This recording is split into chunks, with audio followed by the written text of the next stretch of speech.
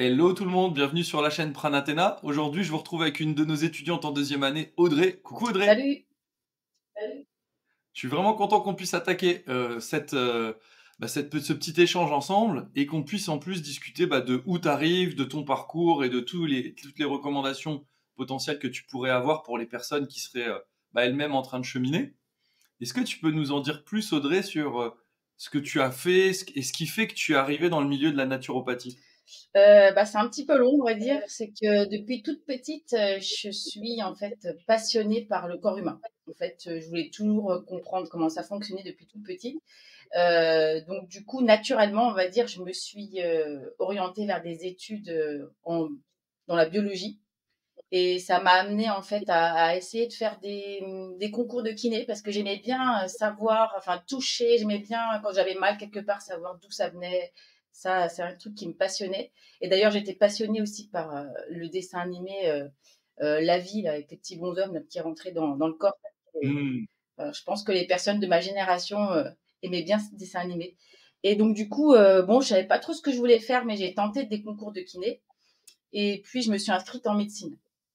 Et donc, j'ai fait 2 premières années de médecine, parce que, c'est difficile et surtout, j'étais un petit peu, décontenancée, on va dire, en médecine parce que l'ambiance est particulière et c'est un concours et moi, j'ai pas du tout un esprit concours.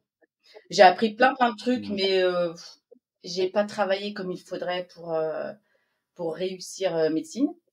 Donc j'ai passé des concours, mais de kiné, mais j'ai toujours été en liste d'attente et puis, du coup, je me suis retrouvée en bio. En bio et j'ai fait une licence de biochimie. Et puis, arrivée en licence de biochimie, je me suis dit, mais je vais faire quoi en fait de ça? J'avais pas envie d'aller dans la recherche, je savais pas quoi faire. Et j'ai eu l'occasion de faire un module d'enseignement sur la pédagogie qui avait rien à voir. Du coup, j'y suis allée et puis j'ai dit, oh, tiens, c'est pas mal, je vais peut-être faire ça. Donc, je me suis inscrite à l'IUFM, enfin, j'ai fait le concours d'entrée à l'IUFM à l'époque. Et donc, je suis devenue Mhm. enseignante, donc ça fait 17 ans que je suis enseignante dans le primaire. Voilà. Mais D'accord. on va dire que pendant toutes ces années, il me manquait quelque chose. J'ai eu 2 mini burn-out, on va dire. C'est un boulot qui est difficile et en fait, je trouvais pas ma place, en fait, et je crois il me manquait quelque chose. Bon, c'était pratique parce que j'ai quand même 4 enfants, donc il faut dire que les vacances, c'est pratique, même si c'est un boulot très difficile, hein, les vacances, on se repose pas tellement. Hem, Confirme. ouais, je crois savoir que tu as des parents enseignants, donc tu sais ce que c'est.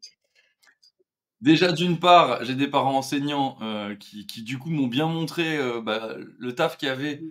à côté du moment où tu donnes cours et qu'en fait pendant les vacances, ils passaient beaucoup de temps effectivement à préparer la suite, corriger des choses. Enfin, souvent il y a un devoir d'avant. Enfin, bref, ils avaient tout le temps des trucs à faire et moi je me disais mais en fait je comprends pas ce taf où quand t'es pas au taf tu travailles. Et que tout le monde en plus te critique en disant que t'es tout le temps en vacances. Et là je me disais mais en fait ils sont jamais en vacances. Quand ils sont en vacances, ils sont pas en vacances. Donc tu sais, c'est un truc qui me faisait halluciner. Et en plus, j'ai des enfants. Ouais, Donc, si tu veux, le fait d'être en vacances ouais, quand tu es parent, c'est aussi un autre c'est ça. concept. Donc là, le double concept, je le comprends très bien. Donc oui, j'étais un peu, on va dire, épuisée et puis là, donc mon dernier, il a bientôt 11 ans et pendant le congé mat, je me suis dit: «Non mais je vais pas terminer ma vie dans l'éducation nationale, ça c'est sûr». Mais je savais pas quoi faire. Je savais pas du tout. Et puis, est venu, ce fameux covid, hein, comme, ça a un peu révolutionné la vie de pas mal de personnes. Et là, ça a été, Mhm. terrible parce qu'en fait, enfin terrible, le boulot était vraiment extrêmement difficile. Moi, j'avais une classe de 3 niveaux, CP, CE1, CE2 et je devais, apprendre à lire à des enfants derrière un ordi. Enfin, c'était pas possible, ni pour les parents, ni pour les enfants et ni pour les enseignants. Franchement, c'était compliqué. Et là, ça a été le signe qui m'a dit: «Non, mais de toute façon, tu veux plus faire ça. C'est pas possible». Et donc du coup, pendant les vacances du confinement, je scrollais, sur, internet et je suis tombée sur un article de naturopathie et là, quand je l'ai lu, je me suis dit: «Mais c'est ça que je veux faire». Vraiment, j'ai eu la révélation. Donc tout de suite, je me suis mis à la recherche, de ce que je pouvais faire parce que comme je suis dans l'éducation nationale, c'est un peu compliqué. Donc je me suis mis en rapport avec ma conseillère carrière et puis tout de suite, j'ai enclenché, la recherche d'école. Et puis là, ça a été un peu compliqué parce que, en fait. Alors, vas-y, raconte-nous, parce que c'est souvent une étape. Tu sais, beaucoup de gens ont des phénomènes de vie, et souvent, c'est soit après des enfants, soit dans le cadre d'un travail, et notamment, faut reconnaître que ces 2 années sous le signe de la pandémie et tout ont été très révélatrices du fait que les gens avaient envie de faire autre chose. Donc je pense qu'il y a énormément de gens qui ont changé de carrière et qui ont eu envie de retourner vers quelque chose qui avait plus de sens. Et souvent, c'est des moments de vie assez importants, ces transitions-là. Et ça, les gens le sentent, et là, ils découvrent souvent la naturopathie, ou bien ils connaissaient d'une première oreille, mais sans plus. Et là, ils peuvent être intéressés. Mais par contre, l'étape fatidique, c'est souvent l'étape d'après. C'est pas l'étape où tu trouves que c'est ça. C'est l'étape où tu te dis, mais comment je vais faire pour faire ça? C'est quoi le process? Comment ça s'est passé pour toi? Bah, donc déjà tout de suite, moi j'avais vraiment envie d'initier le truc, donc le projet, donc j'ai cherché, donc j'ai tapé sur internet école de naturopathie et là je suis tombée sur des organismes en fait qui proposent pas que de la naturopathie, euh, des Mhm. écoles qui sont basées sur Paris, donc ils m'ont tout de suite alpagué, enfin bon ils ont eu mon numéro, ils m'ont appelé et puis là ça a été un peu la douche froide parce que le gars en fait il se disait naturopathe et en même temps, enfin il était sûrement, hein, et il enseignait et en même temps il m'appelait et je me suis dit waouh il fait tout ça, enfin c'était pas inspirant, pas du tout. Le prix était attractif on va dire, mais après c'était pas inspirant Mhm. donc j'ai laissé tomber de toute façon, ça m'intéressait pas. Et après vraiment j'ai galéré, j'ai lu pas mal de plaquettes, j'ai assisté à des présentations donc c'était en confinement, c'était un peu compliqué et il y avait rien qui m'inspirait, vraiment rien. C'était pas quelque chose que je me suis dit non mais je veux faire quelque chose qui me fait des papillons dans le ventre, faut que je trouve l'école qui me donne envie d'y aller quoi. Puis c'est un budget, j'ai 4 enfants, enfin bref, voilà. Et puis en fait après je suis tombée sur ta chaîne YouTube, donc j'ai regardé toutes les vidéos, mais il n'y avait pas d'école. Donc je me suis dit mince, c'est dommage quelque chose Ouais. qui pas d'école. Bon puis la vie a fait que ça a continué, j'ai repris la classe et puis j'ai quand même continué moi de mon côté les recherches et j'ai du coup j'ai contacté des naturopathes dans mon coin et donc j'ai été les voir et enfin j'ai été en voir deux. Et il y en a une qui m'a parlé d'une école, donc elle était en plus dans la fonction publique avant, donc ça faisait un petit peu écho avec ma situation. Mais c'était une école sur Lyon. Moi, je suis pas très loin de Lyon, enfin, je suis à 1 heure quand même, 1 heure et demie. Moi, elle m'a dit quand même qu'il fallait quelque chose de long, au moins 3 ans. Et moi, dans mon esprit, moi, je voulais aller vite. Hein. Au départ, je voulais faire genre en un an, hein. Voilà. Et puis bon, elle était sympa, elle m'a pas mal inspirée, mais j'avais pas. Je me dis non, j'ai pas envie d'aller à Lyon. Enfin bref, il y avait rien qui me disait. Après, j'en ai vu une autre qui m'a parlé de l'école de Robert Masson, mais Robert Masson, bah, il est décédé. Et j'ai eu accès à des DVD. En fait, une naturopathe m'a prêté des DVD de sa formation. Ah, trop bien. Donc, ouais, c'était cool. Mais alors, c'était hyper intéressant parce que Robert Masson, c'est un personnage. Voilà, c'était un personnage. Et ouais. Moi, j'ai adoré. En perso, il m'a vraiment. Pouah. Ouais, et ça se voyait que, ouais, il était inspirant, quoi. Franchement, j'ai dit, ouais, je veux vraiment faire ça. Mais par contre, la qualité, voilà, puis je compare maintenant avec ce qu'on a, rien à voir. C'était des vidéos des années 90, je pense, en plus. Euh, Oui. voilà. Donc, je me suis renseignée sur cette école et puis, 2000, mais ouais, c'est vrai que ils ont été précurseurs dans le tournage vidéo. Il y a beaucoup de gens qui ont suivi sa formation à distance. Enfin, franchement, je peux que lui rendre hommage et à son école et à Sandrine qui avait géré tout ça. Enfin, c'était incroyable. Après, il faut reconnaître par rapport aux technologies qu'on a depuis l'ère Covid qui a débloqué beaucoup ben de oui. choses.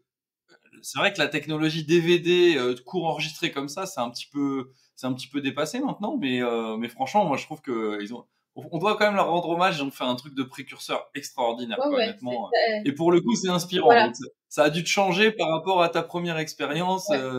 où on t'appelle et où tu sens que ça ne l'est pas, Ouais, quoi. c'était commercial. Le premier, ça faisait vraiment très commercial. Et bon, bref. Mais c'est vrai que c'était inspirant, mais bon. Après, j'ai été voir l'école et enfin la formation.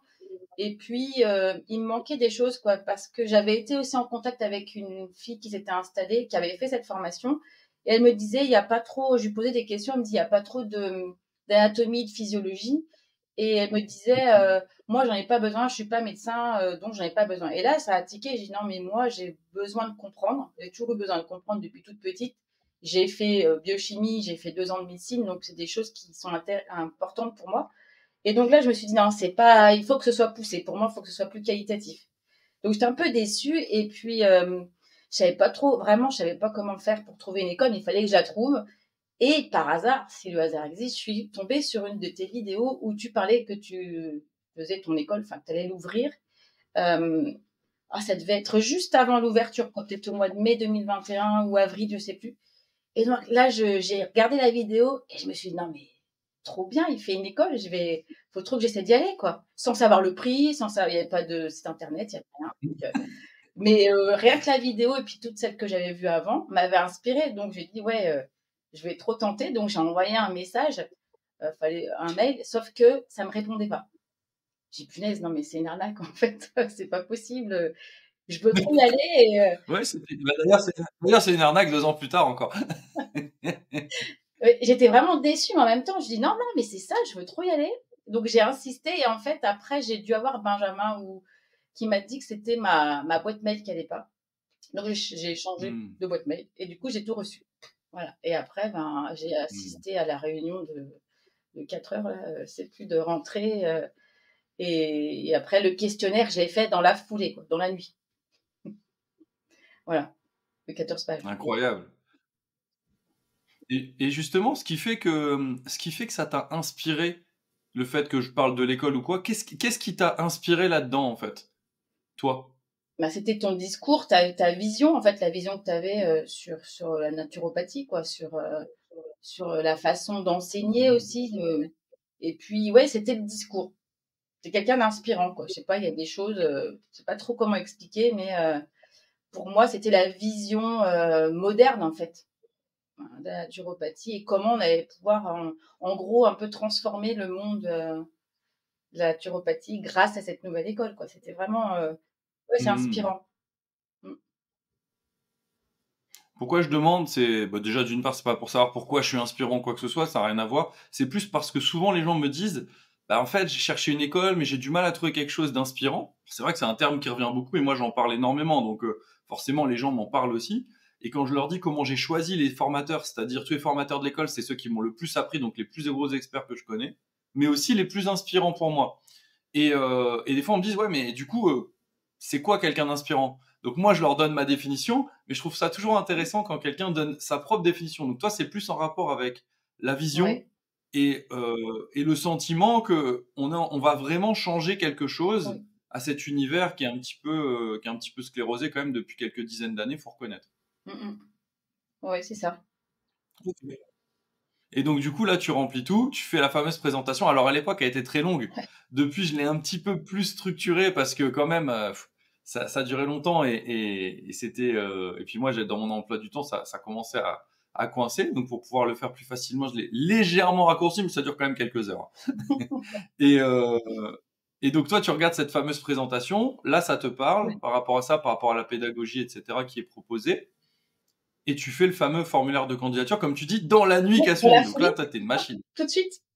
Ouais, Waouh! bah, ouais, tout de suite. Donc ça fait que, bah, j'ai mis un certain temps, je suis couchée tard. Mais, il y a un moment donné, il y a toute la partie financement et mon mari dormait, donc je vais le réveiller, je lui dis: «C'est temps. Oh mon Dieu.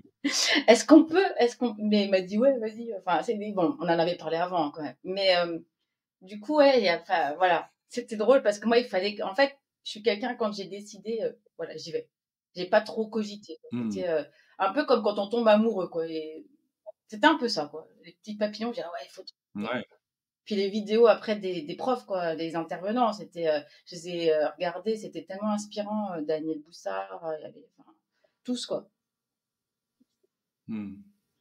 Bah, c'est vrai que c'est intéressant parce que tu vois l'école, tu dis: «OK, le projet m'intéresse. Ce qu'on me propose, ça me parle». En plus, tu as une technique infaillible. Réveiller un homme pendant son sommeil pour lui dire: «Est-ce que je peux?» Lui, il veut redormir et le seul truc qui l'intéresse, c'est redormir. Donc fais ce que tu veux, ma chérie. Tu obtenu un consentement d'une façon, aux petits oignons et là-dessus, bah, forcément, je trouve ça hyper intéressant quand on a été touché par une école, touché par un projet, un cursus ou tout ça. Alors, des fois, c'est pas touchant, mais parfois ça l'est. Et quand ça nous touche, bah, de dire, mais enfin, les gens qui vont me donner cours, c'est qui? Mmh. Les gens qui vivent déjà ça, c'est qui? C'est pour ça qu'en ce moment, bah, il y a ces entrevues pour que les gens aient le maximum de partage, de gens qui vivent l'expérience et qui eux-mêmes ont eu envie à un moment donné, et qui ont eu eux-mêmes bah, leurs étapes, comme toi, tu as eu. Hein, ça n'a pas tout le temps été tout rose pour dire ton projet va se faire facilement. Il y a eu des moments où tu t'es dit, ouais, mais là, j'ai l'impression que ça pédale dans la semoule, j'y arrive pas. Et puis, savoir à qui on va avoir affaire comme formateur, pour moi, c'est essentiel. Alors, c'est pour ça que j'aime bien faire beaucoup de vidéos pour que les gens sachent qui je suis, parce que quelque part, j'impulse la vision de l'école. Vous me voyez quand même assez souvent, donc autant que vous sachiez à qui vous allez avoir affaire. Et puis, les formateurs, notamment Daniel, bah, c'est ceux que vous allez voir le plus. Donc, à un moment donné, ça me paraît quand même normal que vous puissiez avoir accès à qui sont ces gens, comment ils parlent, est-ce que ça me parle quand ils parlent, etc. Tu vois. Alors, il y en a beaucoup, les gens les connaissent, le professeur Marc-Henri, Fabien Moine, Delors Geril, des gens comme ça. Les gens ont souvent entendu parler, donc ils découvrent pas leur façon de s'exprimer. Pour d'autres qui sont très bons, mais un peu moins connus, un peu moins visibles sur les réseaux surtout, c'est important aussi qu'on puisse se dire, attends, c'est qui cette personne? Parce que c'est cette personne qui va m'apprendre des trucs. Donc moi, j'ai envie de savoir c'est qui, pourquoi elle fait ça, qu'est-ce qui l'amène là, qu'est-ce qui lui plaît là-dedans, qu'est-ce qui la passionne, c'est quoi ses expériences, et puis surtout comment elle en parle. Parce que bon, toi, tu dois avoir ça aussi, mais notamment dans l'éducation nationale, souvent le retour, c'est des gens, c'est j'aimais pas telle matière jusqu'à ce que j'ai eu madame ou monsieur machin. Alors là, ça a été la révélation. Donc c'est bien une question de personne aussi et d'énergie. C'est ça. Donc ça, c'est vraiment la partie ouais, qui t'a parlé. Et depuis que tu es dans l'école, là, ça fait maintenant quasiment 2 ans, donc en fait, on peut quand même en parler, hein. Le temps passe. Ouais. Par rapport à ce qui te plaisait dans ce que j'ai annoncé, est-ce que tu as reçu ce que tu attendais? Et voilà, déjà, première question. Bah, j'ai reçu ce que j'attendais et même plus, quoi. Pour moi, bon, déjà, le premier cours, ça a été waouh, une claque avec Daniel. Et puis toute la technologie, la promesse, elle était là. Qu'on voyait vraiment l'écran, on voyait même mieux apparemment qu'en présentiel. Hein. Enfin, moi, j'ai fait les deux et c'est vrai que quand on est chez soi, on a des gros zooms. Non, c'est vraiment bien. Donc le contenu, c'était hyper dense, mais ouais, c'était vraiment.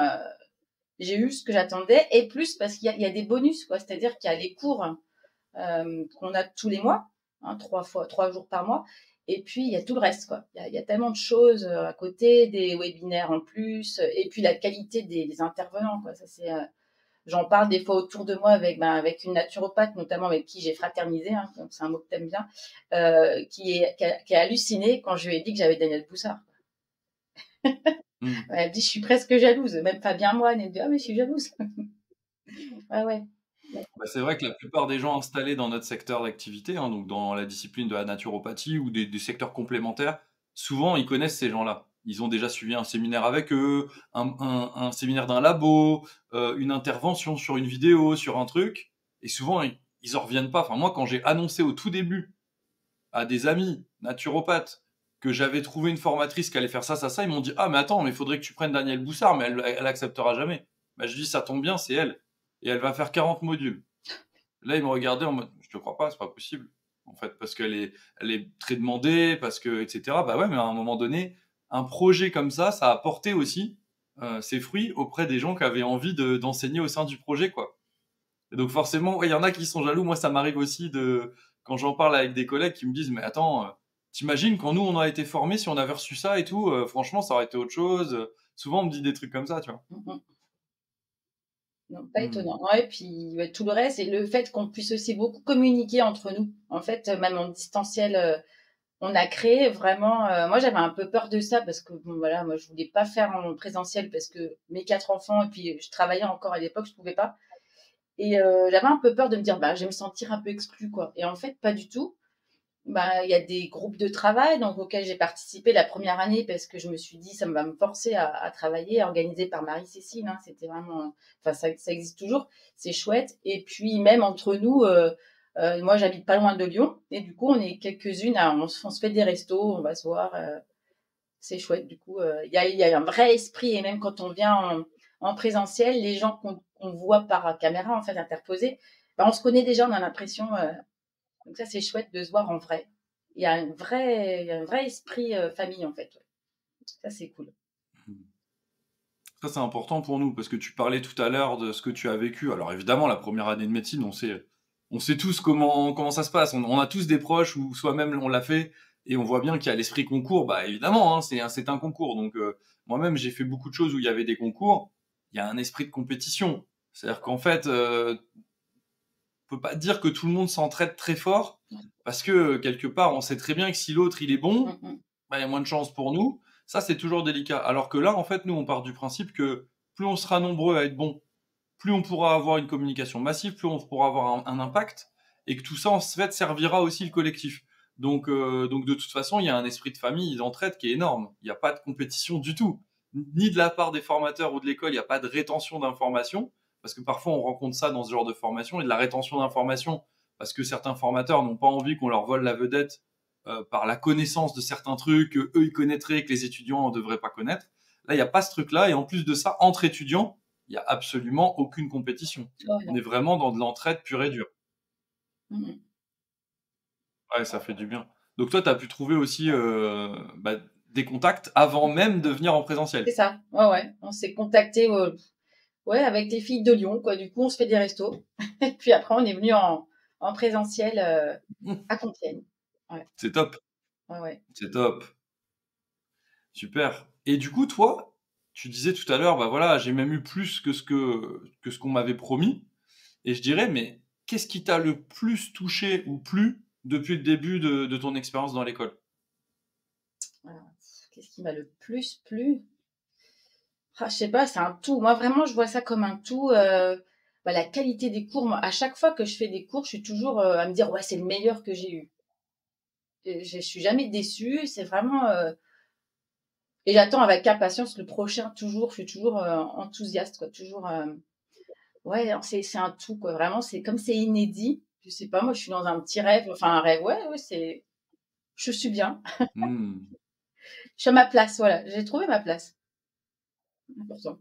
Et par rapport au degré de profondeur que tu souhaitais pour pouvoir comprendre les choses dans le détail, ou justement tu t'inquiétais de quelqu'un qui t'avait préconisé une école où il n'y avait pas trop d'anatomie-physiologie, Mm, mm. et toi tu disais, bah ouais, mais moi j'ai pas cette base-là. Alors, tout à l'heure tu parlais de l'école de Robert Masson, je précise aussi que ne serait-ce qu'à mon époque, il y avait majoritairement du personnel médical, paramédical qui était dans cette école. Donc en fait, ils avaient les bases.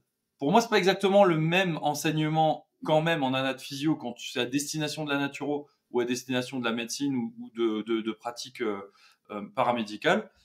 Malgré tout, du coup, ils n'avaient pas besoin. Mais c'est vrai que là, quand tu arrives d'autres choses et que tu connais pas, justement, tu as besoin de comprendre, comme toi tu le décris très bien, comment ça se passe, toi, pour que tu puisses vraiment comprendre dans le détail les cours. Bah, en fait, moi, j'ai quand même une bonne base au niveau biochimie, vu que j'ai fait de la biochimie et même physiologie, parce que j'en ai fait beaucoup. Et donc, moi, ce que j'ai pu constater, c'est que c'était pas n'importe quoi, justement. C'est qu'en voyant les cours d'anatomie, parce que bon, en première année, on en mange quand même de médecine. Donc, j'ai pu Hmm. constater que c'était vraiment qualitatif, en fait. Et en parlant même avec Marie-Cécile, qui est pharmacienne, et on avait le même discours. Et moi, j'ai été étonnée par mon cerveau aussi de me dire, mais en fait, j'avais des automatismes qui revenaient. Par contre, ce que j'ai Mhm. apprécié, c'est que c'était quand même, bon, c'est hyper dense. Je tire mon chapeau à celles qui n'ont jamais fait de biochimie, de biologie, hein, franchement. Parce que moi, j'avais déjà tout le vocabulaire, tout l'esprit, on va dire, mais j'avais pas la vision naturopathique.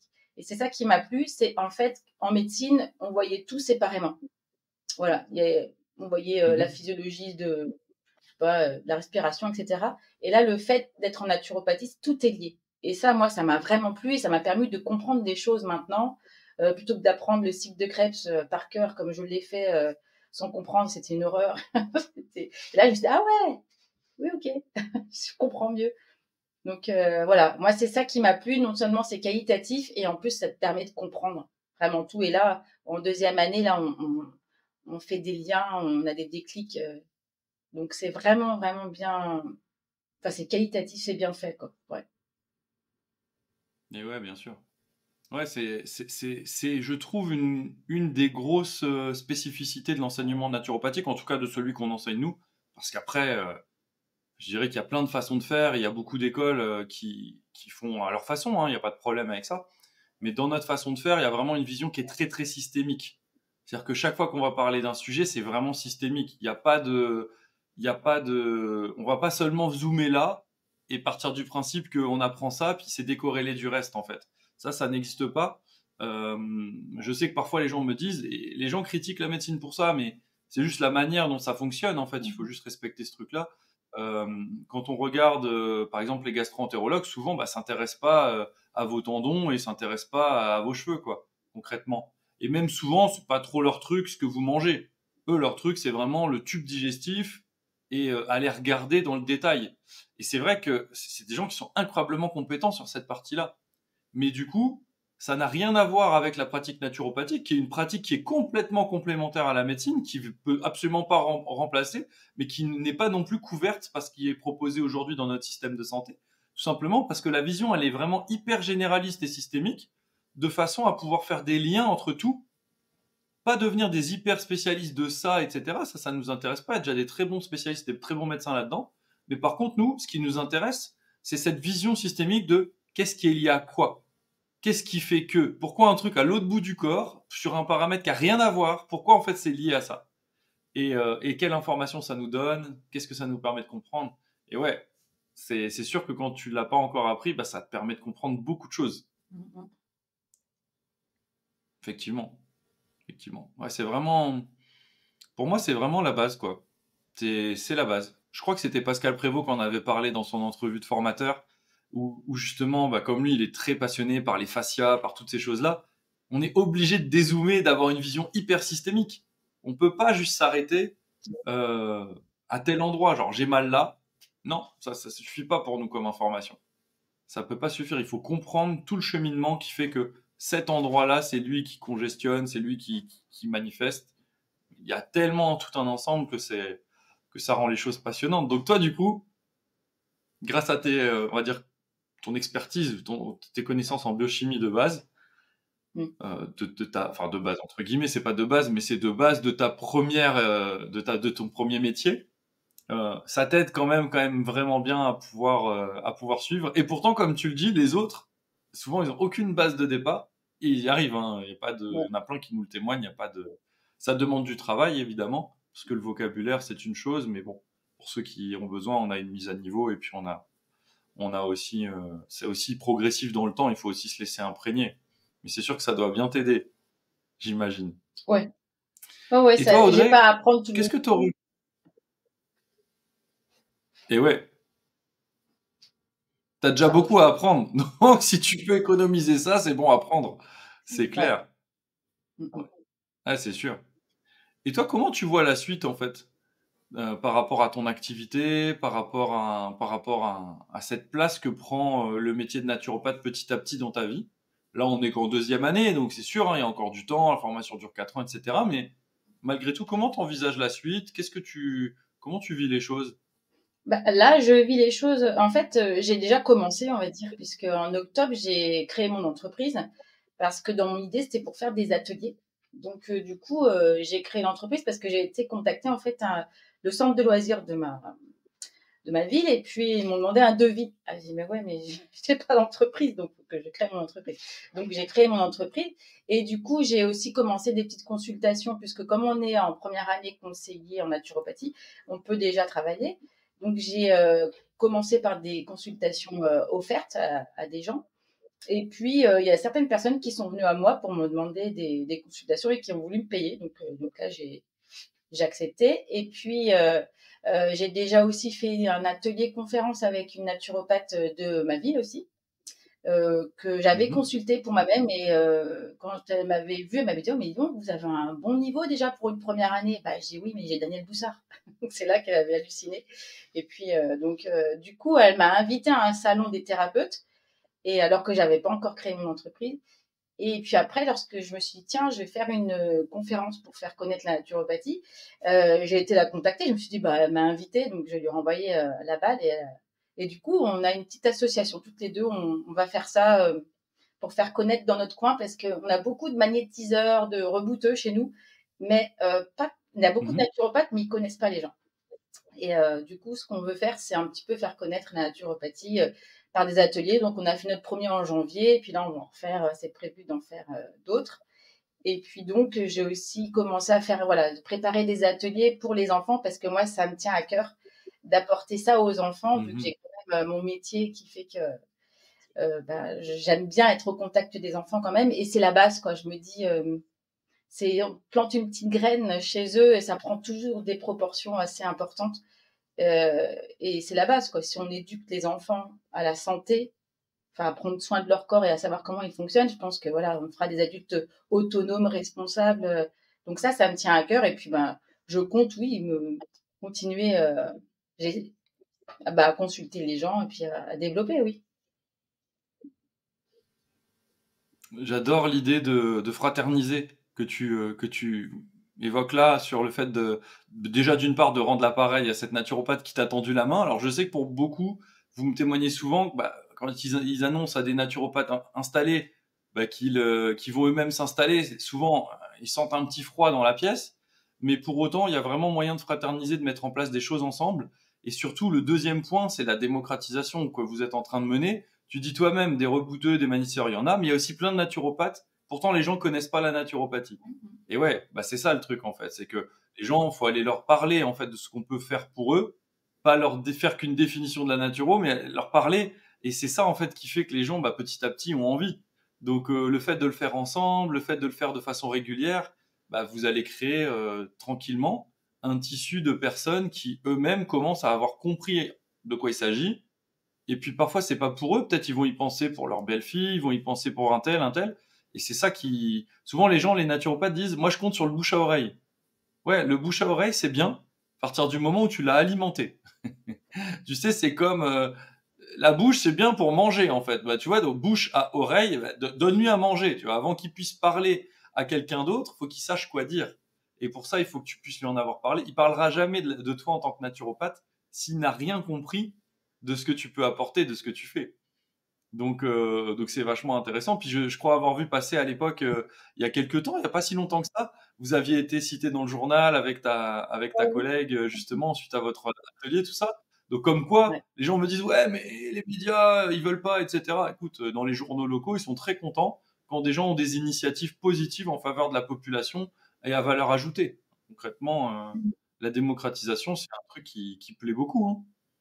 Ouais, puis on a eu Donc des demandes, félicitations. du coup, les gens, ils veulent le prochain atelier, quoi. Ils attendent, donc c'est chouette. Mmh. Maintenant, il va falloir travailler la façon de présenter les choses pour qu'aussi ils se rendent compte que s'ils veulent que le travail se fasse, bah, il faut travailler en individuel sur des choses, quoi, des choses précises. Parce que des fois, les gens, moi je sais que souvent, j'avais plein de gens qui venaient voir toutes mes conférences, mais jusqu'à ce que je leur ai transmis d'une certaine façon où ils comprenaient jusqu'où je pouvais aller en groupe, mais qu'il y a un truc qu'on peut pas faire en groupe puisqu'on a affaire à tout le monde, on peut pas individualiser quand on est face à tout le monde. Et après, bah, du coup, les gens avaient envie d'avoir plutôt un travail individuel aussi, en parallèle, ça n'empêche pas de l'effet de groupe. Et l'effet de groupe, c'est super pour avoir aussi du bouche à oreille.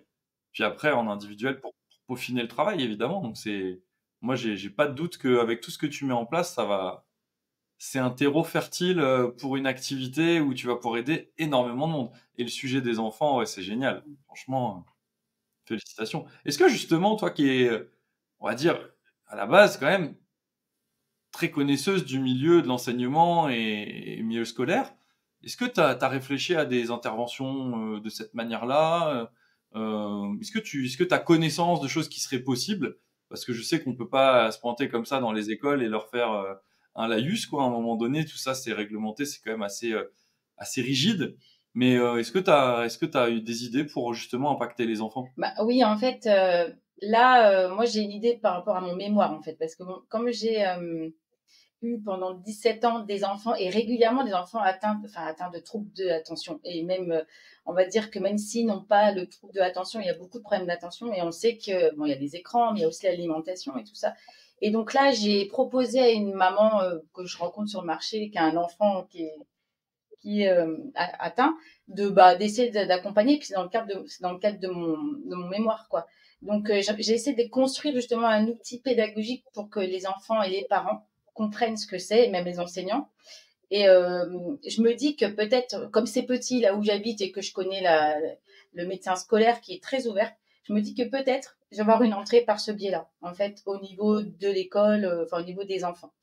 Parce que, bon, pour l'instant, je suis encore à l'éducation nationale, mais j'ai demandé une rupture conventionnelle l'an dernier qui a été refusée. Donc, comme j'ai droit encore de demander cette année, je vais le refaire, mais après, je démissionne. Je ne peux pas rester. Donc après, je ne sais pas comment je vais pouvoir y rentrer, mais bon, peut-être par ce biais-là. J'ai bon espoir, en fait. Je pense que de toute façon, si tu partages de la valeur ajoutée qui peut aider et qui peut, d'une part, entre guillemets, simplifier le travail de l'enseignant, hein, parce que c'est difficile hein, quand on a une classe assez nombreuse, avec beaucoup d'enfants qui ont des difficultés d'attention, c'est très dur parce qu'il est difficile de leur donner chacun le focus pour gérer ce problème-là, etc. Comme on disait tout à l'heure, hein, tu t'adresses à un groupe, pas facile de faire de l'individuel, malgré que je sais à quel point vous avez à cœur de le faire à chaque fois. Et ça peut aider déjà les enseignants, ça peut aussi aider les écoles, parce que certainement qu'il y aurait moins de litiges à différents niveaux, les enfants et les familles. En vrai, ça a l'air d'être une valeur ajoutée quand même pour la plupart des acteurs de ce qui se passe dans cette enceinte. Donc en vrai, bon, normalement, quand tu apportes une valeur ajoutée pour tout le monde, d'une façon ou d'une autre, comme disait un de mes mentors, quand l'eau veut passer, elle trouve une faille à travers la roche et elle passe, hein. Maintenant, c'est sûr que de prime abord, ça se voit pas, c'est pas écrit au milieu de la figure, hein. Mais ça finit par passer.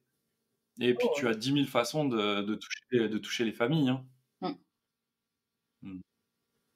Ah, c'est top comme projet. Félicitations. C'est cool. Et du coup, toi, là, on va dire, ça fait, voilà, on disait tout à l'heure, ça fait déjà 2 ans que tu es en formation. Il te reste encore 2 ans à tirer, comme on dit, et pourtant, ça a l'air de plutôt vous faire plaisir la plupart du temps. Et tu disais tout à l'heure que tu voulais une formation plutôt en accéléré au départ, pour pas perdre de temps, etc. Comment ça se passe, le fait de vivre une formation qui est quand même longue? Que tu sais, 3 ans, oh là là, surtout pas. Finalement, tu fais 4 ans. Bon, dis-moi un peu comment tu vis de faire 4 ans alors qu'à la base, tu voulais un truc rapide. Ah non, mais en fait, j'ai bien fait de choisir une école qui propose pas en un an. Parce que déjà, même si j'ai des bases, hein, franchement, quand on a un cours de Daniel Boussard avec 500 slides qu'il faut retravailler, je me vois pas faire ça. Non, non, je me vois pas faire ça toute la semaine avec une vie de famille. Non, non, clairement, moi, en tout cas, je peux pas. Donc, non. Et puis là, le fait que chaque année, on puisse travailler, en plus, qu'on a en fait un grade, bah, c'est chouette parce qu'on peut, peu importe la durée au final, on peut déjà travailler, on peut déjà transmettre des choses. Donc moi, finalement, ça me gêne pas. Et puis le temps est nécessaire, franchement, pour digérer une information. Et puis c'est, Hmm. bah là, voilà, en deuxième année, on commence à faire des liens. Je me dis que si j'avais tout fait en un an, j'aurais pas eu le temps de faire des liens. Je pense pas. J'aurais une tête comme ça et j'aurais pas su quoi en faire. Et donc là, non, non, c'est vraiment nécessaire. Enfin, moi, 4 ans, je suis ravie d'avoir 4 ans. Et puis, je compte. Moi, j'adore apprendre. Donc, de toute façon, je continuerai à me former. Alors, par Pranathéna, je sais pas. Enfin, voilà. Ce que vous me proposerez. On vous a pas prévenu, mais en fait, 4 ans, c'était juste pour vous préparer, mais en vrai, on est capable de tout. Et du coup, toi, qu'est-ce qui motivait l'envie au départ de faire ça en intensif alors que tu dis là que heureusement que ça ne l'était pas. Qu'est-ce qui motivait cette volonté de faire en si peu de temps? Ouais. Moi, je pense que j'avais un tel ras-le-bol de mon boulot. Enfin, pas du boulot, mais du contexte. Enfin, j'étais tellement, j'en avais marre que j'avais envie que vite ça change, en fait. Je pense ça et que je me suis dit, ben, plus vite, j'aurais fini ma formation, plus vite je pourrais en vivre, plus vite je pourrais, faire autre chose. C'était ça, en fait. Et au final, c'était pas le bon calcul. Ouais, souvent, il y a cette notion d'échéance. Ouais. Mmh. Hmm. Non, mais je suis contente d'avoir Donc, quelque part, c'était plus un calcul rationnel de pour telle date, il faut que je sois dispo parce que j'en ai marre, ou en tout cas parce que là, ça devient urgent pour moi de changer. mmh. Et du coup, souvent, c'est attribué à donc ma formation doit rentrer sur un an. Alors souvent, c'est comme toi, genre faut changer d'un boulot, il y a une situation qui ne va plus, ou bien c'est des contraintes financières. Quelqu'un qui va dire bah j'ai un an de Pôle Emploi, un an et demi de Pôle Emploi, etc. Là, il est temps que ça bouge parce qu'après, bah, j'ai plus aucun revenu et il faut que je gagne ma vie, quoi. Il faut que je trouve de quoi avoir une rémunération qui tombe par moi-même ou par une autre activité. Et souvent, on essaie de faire rentrer le projet de formation dans cette case qu'on s'est créée mentalement en se disant c'est pareil, mais au lieu que le résultat et l'échéance, elle arrive au bout de 3 ou 4, elle arrive tout de suite. C'est pas exactement la même expérience. Et pourtant, là, on parle avec Audrey qui a des bases en biochimie. Ok, donc pour certains, ça demande du travail. T'imagines un peu si toutes les semaines, t'avais entre un et demi et 2 cours de Daniel Boussard comme ça pendant un an. Non, moi, j'imagine pas. Enfin, franchement, Daniel, elle tiendrait, hein. oui. Daniel, elle peut, elle, hein, il n'y a pas de souci, hein. Mais vous, je sais pas trop, quoi. Non, non, avec le contenu qu'on a enfin, c'est énorme. C'est énorme. Il y a pas qu'elle, mais c'est vrai que Daniel, c'est quand même notre prof principal, donc, mais c'est énorme. Hmm. Non. Et là, on parle simplement de l'information. Mais après, il y a toute la partie transformation qui va consister plutôt dans la partie, alors bien sûr, rapport aux autres et tout, et ça touche tous les domaines de la vie, mais d'un point de vue plus professionnel, il y a vraiment la posture d'accompagnement. Mmh. Et la posture d'accompagnement, c'est pas un truc où, parce que tu apprends beaucoup de choses, tu claques des doigts, tu es devenu un professionnel de l'accompagnement. Alors toi, tu as l'habitude d'avoir affaire à des enfants, etc. Donc tu as quand même, en général, il y a déjà une base de posture, Oui. mais c'est pareil. Là, on est dans une relation adulte-adulte, responsabilisante, où on ne sait pas et l'autre en face reçoit. Non, c'est vraiment, hop, un échange qui est horizontal. Il y a pas de, on se positionne pas comme un je sais tout ou un sachant. On va plutôt se positionner comme quelqu'un qui essaie vraiment de comprendre ce que l'autre veut faire. Ça nécessite aussi un temps d'adaptation. Hein. Ouais, de l'entraînement. Ouais. Mais c'est chouette de s'entraîner. Enfin, moi, je suis toujours reconnaissante quand les gens ils viennent me voir. Je n'ai pas non plus énormément, hein, mais parce qu'en fait, on peut essayer ce que toi, tu nous enseignes en plus, parce que tu es quand même plus dans cette partie-là. Et le fait de faire écrire la personne, par exemple, moi, je l'ai testé sur un de mes Mhm. amis, on va dire, qui lui, vient gratuitement. Et la première fois, bon, bah, j'ai pas fait écrire. Et bah, il a rien fait. Ou juste pendant une semaine. Et puis, donc, je l'ai revu. Je dis, attends, tu vas écrire. Et transformation. Ça a eu rien de mieux à voir. Donc, tout ce que tu nous transmets, voilà, comme côté pratique, c'est hyper riche, quoi, en fait. Et ça, c'est en plus dans la formation. Donc, ça, c'est. Non, Mhm. vraiment. Ouais, c'est vrai que souvent, une formation, les gens ont en tête que ça se résume à je vais apprendre des choses et donc je vais accumuler du savoir ou des techniques. Et c'est vrai, bien sûr qu'il y a beaucoup de savoir, beaucoup de techniques, beaucoup de connaissances, et ça va vous permettre d'être à l'aise, de développer une expertise. Enfin là-dessus, moi je vais pas, en aucun cas je remets ça en question. D'ailleurs, on vous amène plutôt un très beau niveau de connaissances et de technique. Par contre, tout ça, si c'est pas mis au travers de l'organisme que vous êtes, qui devient un professionnel de l'accompagnement, qui sait comment générer des résultats, mettre en motivation, s'assurer que ce soit mis en place, etc., il va rien se passer chez la personne. Tu peux lui dire tous les trucs les plus pertinents de la Terre. Lui, il n'est pas en formation naturopathe. Il en a rien à foutre d'étudier ça. Ce qui l'intéresse, c'est d'obtenir des résultats. Et en plus, s'il vient pour une consultation offerte parce que tu t'entraînes et que tu veux, voilà, développer tes aptitudes, bah, souvent la personne, il n'y a pas eu d'investissement, tu vois, elle a rien à perdre. Elle est là, bon, et même quand tu factures pas très cher en disant bah, je me lance, donc c'est pour essayer, c'est pour m'entraîner, tout ça. Souvent, la personne, voilà, il y a pas un énorme investissement qui fait qu'elle se lève tous les matins en disant quand même, il faut que ça serve à quelque chose. Et ça, il y a des techniques qui permettent d'obtenir un résultat fois 1000 et que les naturopathes ne font pas.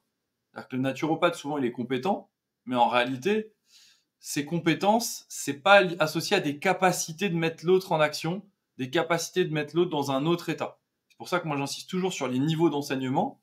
Bien sûr, vous avez du savoir, vous avez du savoir-faire, mais il y a aussi beaucoup de savoir-être. Ça, c'est une première base. On va dire c'est le socle. Certaines écoles l'enseignent, mais on a voulu aller plus loin en disant vous allez avoir du savoir-faire faire et du savoir-faire être. Et là, on va commencer à jouer vraiment à quelque chose de sympa. Parce que la capacité de mettre quelque chose, de mettre quelqu'un, pardon, dans un état propice à l'action, propice au changement, propice à la sécurité intérieure, donc à la régénération, etc., etc., c'est quand même un autre métier. Hmm. Donc toi, c'est des choses que tu vois déjà. C'est-à-dire que t'as pas eu besoin. Tu sais, souvent, il y a le doute aussi de dire, ouais, mais c'est long. Si je dois attendre tout ce temps pour commencer à pouvoir générer des résultats, quand même, c'est pas facile. Donc toi, tu me dis toi-même, même chez un individu qui au départ était pas récalcitrant, mais enfin en tout cas, il y avait aucun résultat. Ouais. Parce que certaines techniques, pourtant les conseils étaient certainement bons, mais ça avait pas généré de résultats. Et par ta posture et ta façon pratique de l'accompagner, boum, métamorphose. Ouais. Ça m'a impressionné. Incroyable. Ça m'a impressionné. Je dis, ouais, ça marche. Ouais, non, c'est vrai. Mm. Le pouvoir des solutions simples. Tu sais, souvent les gens, et moi j'aime rappeler ça, je crois que c'était une des premières phrases que j'ai dit dans une des premières vidéos que j'ai été sur internet. C'était sur la chaîne de mon ami Nadège Billeri qui était venu m'interviewer sur un salon. Et je lui avais dit, moi j'aimerais bien que les gens comprennent que des problèmes complexes, de prime abord, c'est pas la conséquence de causes complexes, c'est la conséquence d'une multitude de causes simples. L'avantage de voir ça, Mais par contre, il faut comprendre les mécanismes qui permettent de décrypter quelles sont les causes simples. Une fois que tu le connais, ces causes simples, tu les résous avec des solutions simples. Là, typiquement, la personne ne veut pas se mettre en action, la personne a du mal à conscientiser l'importance de faire des choses. Bah, au lieu de juste lui dire et qu'il l'ait pas retenu parce que son mental a dit ouais mais faut changer, c'est chiant. Bah à la place tu lui as fait écrire. Point. C'est aussi simple que ça. Bien sûr, quand on en parle, je vous apprends comment l'amener, comment faire en sorte que la personne le fasse, etc. C'est pas juste bon bah écris si t'as envie, voilà. Mais malgré tout, dans la pratique, le fait qu'il ait écrit, ça a changé le résultat. On n'est pas sur un truc sorti de nulle part. On n'est pas sur des tests génétiques pour savoir pourquoi lui plutôt qu'un autre, machin bidule. Non, non, non, il n'y a rien de. On n'est même pas sur des hautes recherches en neurosciences, là. On est juste sur de la pratique et de l'expérience que faire écrire quelqu'un. C'est complètement différent de ne pas le faire écrire. Point. Et parfois, vous avez des blocages sur ça. Ah, je vais pas lui demander ça quand même, t'imagines, il me paye et tout. C'est ton rapport à l'argent et à ta prestation qui fait ça. La personne, si tu lui demandes d'écrire, elle écrira. Et c'est intéressant de travailler sur ça parce que ça fait travailler sur soi. Et libérer en fait ce qui bloque. Hmm. Vraiment cool. Écoute, j'ai une autre question pour toi parce que je me dis, là, il y a des chances que, avec ta notoriété médiatique locale, peut-être des gens se disent, tiens, Audrey, j'ai vu que tu étais naturopathe, j'aime bien comment t'en parles, j'ai vu que tu avais fait Pranathéna, cette école que je ne connais pas, qui fait pas partie des plus anciennes écoles de France, comme très souvent on va recommander aux gens, etc. Comment toi tu lui décrirais l'école à cette personne qui te dit bah, est-ce que tu peux m'en parler? Tu lui dirais quoi? Bah, c'est la question qu'on m'a posée hier parce que j'ai été contactée par un thérapeute encore qui m'a demandé de venir à sa rencontre. Il fait de l'hydrothérapie du côlon. Enfin, bref. Et donc D'accord. ils m'ont dit, ils m'ont demandé quelle école je faisais. Donc j'ai dit Pranatella, il ne connaît pas. Bah, j'ai dit ouais, c'est une chouette école parce que bah, déjà il y a là, cette proposition distancielle présentielle. Enfin moi c'était comme ça en première année où on a vraiment un contenu qui est qualitatif dans les deux cas, parce qu'on peut interagir en direct, déjà quand on est même en distanciel. Il y a la qualité des intervenants, ça c'est indéniable. Moi, j'en reviens pas. Et puis tous les à côté, tous les bonus, les coachings avec toi, avec Mahalia, les webinaires en plus. Et puis toute la communauté qui est autour, en fait, le fait qu'on ait créé vraiment comme une famille, en fait, c'est vraiment ça. Enfin voilà, il y a pas mieux pour moi hein, comme école. Enfin voilà. Ah, c'est sûr que quand tu leur dis ça et qu'ils savent même pas que ça existe, ils doivent se dire, bah attends, c'est improbable, le truc n'existe pas, je le connais pas. Enfin, tu vois, ça doit être assez surprenant. Hein. Enfin, en tout cas, je me mets à la place de personnes qui ont jamais entendu parler. Pour ça, j'aime bien savoir comment vous le décririez. Parce que quelque part, c'est un peu une situation presque classique maintenant.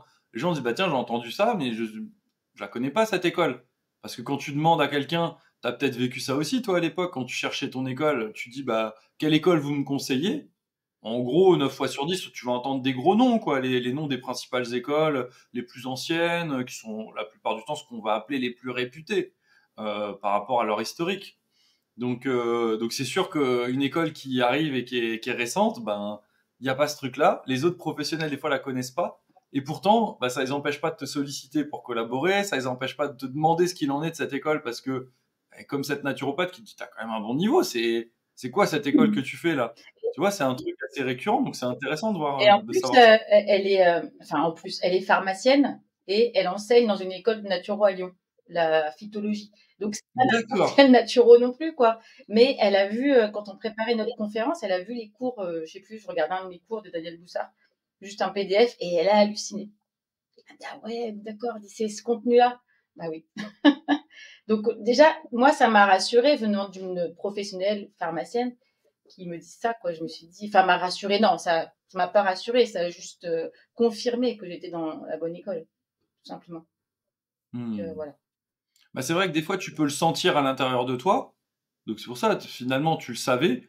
Mais quand cette personne te le dit de l'extérieur, tu te dis, ah, quand même à l'extérieur, ça se sent, quoi. Il n'y a pas que moi qui me le raconte, parce que des fois, on peut se dire, mais attends, il y a que moi qui me raconte ça, ou quoi, là, parce que... Et en fait, non. Non. De l'extérieur, ça se voit. Enfin, moi, je te dis, j'ai plein d'amis naturaux ou plein d'amis dans différents trucs. Quand je leur dis ce qu'on propose, Et ils me disent, mais en fait, j'ai même eu des formateurs de l'école, je dirais pas lesquels, qui m'ont dit que probablement ils viendraient suivre des modules. Parce que eux-mêmes, ils n'ont pas eu accès à ce genre de contenu et qu'ils avaient envie de les suivre. Alors évidemment, on les invite bien volontiers. Nous, nos formateurs, on veut qu'ils soient choyés, aimés, bien mis en bonne condition, parce que le but, c'est que quand ils vous donnent cours, ils soient vraiment à leur plein potentiel pour être inspirants, hein. Donc, on fait attention de vraiment les soigner d'une manière comme il faut. Donc si ça les tente, et puis ça fait partie de la fraternisation, donc c'est dans l'état d'esprit de l'école et de la famille Pranatella. Donc c'est cool.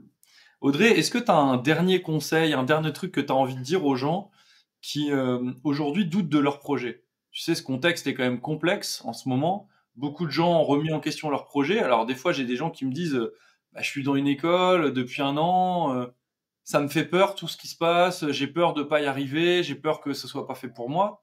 Et puis d'autres qui me disent bah, j'envisage de démarrer, mais bon, ça fait un peu flipper de voir les médias taper sur la naturopathie, etc. Qu'est-ce que tu aurais comme conseil pour les aider à mener à bien ou pour traverser cette crise naturopathique? Bah, déjà de s'écouter, parce que en fait, moi, je me suis écoutée. J'ai pas écouté les autres. J'ai écouté mon ressenti. Moi, j'ai senti des petits papillons. J'ai senti que c'était pour moi, donc j'y suis allée. Voilà, se renseigner, voilà, sur les écoles, hein, parce que en fait, être mis au contact de personnes, de vraies personnes, je pense que c'est important. Moi, quand j'ai eu mon appel téléphonique, j'avais pas de contact. Il a rien d'inspirant, quoi. Donc, de voir les gens, de les contacter, même d'aller Mmh. voir d'autres naturaux comme j'ai fait. Pour avoir le ressenti. Et puis, du coup, ouais, c'est vraiment ressentir, s'écouter. Je pense que c'est plus important que d'écouter ce qui se passe ailleurs. Et honnêtement, oui, effectivement, les médias, ils parlent de nous pas en très bons termes, mais les gens, enfin, moi, j'ai constaté que les gens, en fait, autour, vu qu'ils connaissaient pas la naturopathie, il suffisait un petit peu de leur expliquer et de partager, en fait, ce qui nous anime. Et honnêtement, ils sont pas réticents. Au contraire. Donc, on est, voilà. De toute façon, ils savent même pas que ça Ouais. existait.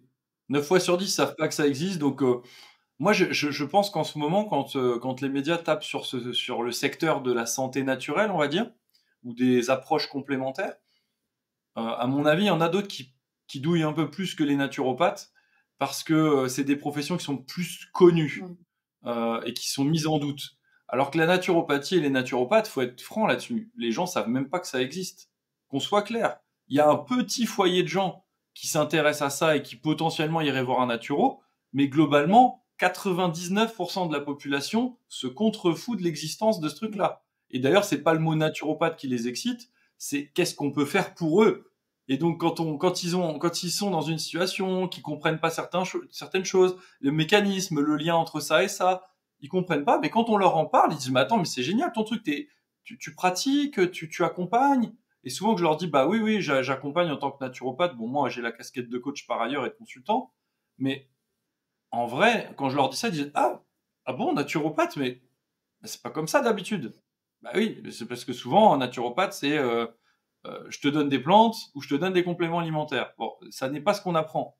Donc forcément, quand on fait une naturopathie vraiment causaliste, où on dit par la posture et par nos connaissances et nos compétences techniques, on va aller résoudre des causes qui mènent à une situation, globalement, les gens, ils sont toujours très intéressés, hein. Il n'y a personne qui dit ouais non, mettre mon corps dans un état propice à ne plus avoir ce problème de peau que j'ai depuis 50 ans. Ah, écoute, non, ça m'intéresse pas. J'adore cet eczéma sur le visage. Évidemment que les gens ont envie de plus l'avoir. Nous, on n'est pas là pour traiter cet eczéma, on est là pour mettre leur corps dans un état qui fait que de lui-même, il n'y a pas besoin de sortir un eczéma. Par exemple, bah ça, les gens, ils sont preneurs, surtout quand ils trouvent pas de solution. Donc, je te rejoins hein, sur ça. Donc toi, déjà, de ton expérience, tu observes qu'il n'y a pas de réticence. Non, et puis moi, je suis claire avec ça. Enfin, j'ai pas peur. Il y en a qui peuvent avoir peur du contexte. J'ai pas peur. Je suis assez confiante sur le fait qu'on peut vraiment apporter énormément aux gens. Donc, comme tu dis, si on apporte du positif, je vois pas pourquoi on serait en danger, en fait. Enfin, moi, c'est comme ça que je le ressens. Donc, voilà. Ouais, c'est sûr. Mais je pense que comme toi, c'est une question de positionnement. Et que très souvent, ben, on a des positionnements qui sont. Voilà. Les choses qui ont été dénoncées par les médias, moi, ça fait des années que je les dénonce. Il y a des trucs qui sont un peu extrêmes, qui sont un peu abusés. qui découle d'une naturopathie d'il y a 40 ou 50 ans, où on faisait autrement et maintenant on peut plus. Il faut s'adapter au monde moderne. C'est comme ça. Celui qui comprend pas ça, bah, il a pas compris le principe de base qui est individualisé, contextualisé. Donc si déjà son positionnement, il le contextualise pas, là, ça va être très compliqué de faire de la naturopathie adaptative, quoi, d'aujourd'hui et intégrative. Donc moi, ce que je vois, c'est qu'à partir du moment où on a ce genre de discours et qu'on accepte de se regarder le nombril en disant, ok, c'est pas juste des lobbies, c'est pas juste des méchants médias, il y a aussi du fond. Et puis bien sûr, il y a du sensationnalisme. Et puis bien sûr, ils adorent faire de l'amalgame. Un a dit ça, on l'a pris hors contexte, on l'a fait en caméra cachée, donc tout le monde dit ça. Bon, ils nous l'ont déjà fait avec la religion, ils nous l'ont déjà fait avec certains pays, certaines populations, certains trucs, les maladies, les pour, les contre, les trucs. C'est tout le temps comme ça qu'il y a un amalgame. C'est le fonctionnement médiatique, donc on n'est plus surpris. D'accord? On s'en fout. Nous, ce qui nous intéresse, c'est qu'est-ce qu'on peut fournir à la personne. Et surtout, comme tu l'as très bien dit, les gens savent pas ce que c'est. Et quand on leur en parle, ils sont plutôt ouverts, en fait.